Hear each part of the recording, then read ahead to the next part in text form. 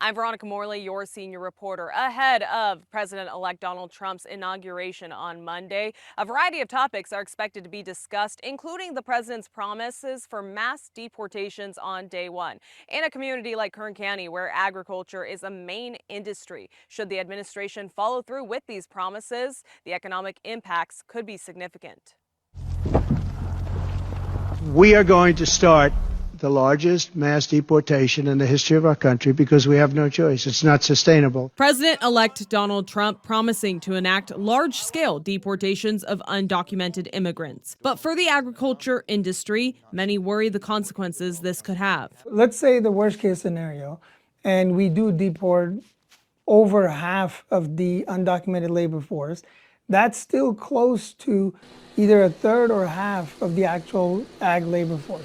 Economics professor Aaron Hedge is the executive director of the Grimm Family Center for Agricultural Business at Cal State Bakersfield.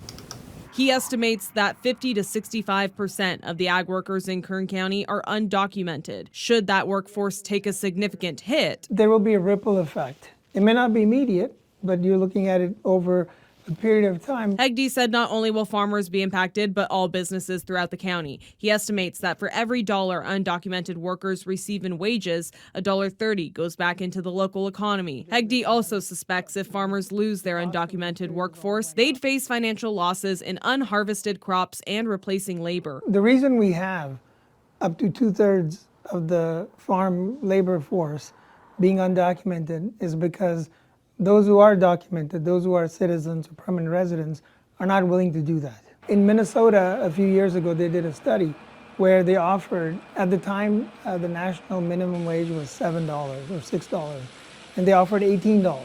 And they got maybe 3 or 4 on this one particular farm where they're looking for 100 workers. This loss in population would also impact the county's overall GDP, with Hedge suspecting the hit would be up to 30%. According to the Immigration Policy Institute, in a county of over 900,000, around 70,000 are undocumented. Hedge pointed to the recent loss of activity in multiple businesses during the recent Border Patrol operation. Whatever you saw last week multiplied by how many weeks of it, the more people stay away, the more impact, and then the more it spreads throughout the economy. In Bakersfield, I'm Veronica Morley, your senior reporter.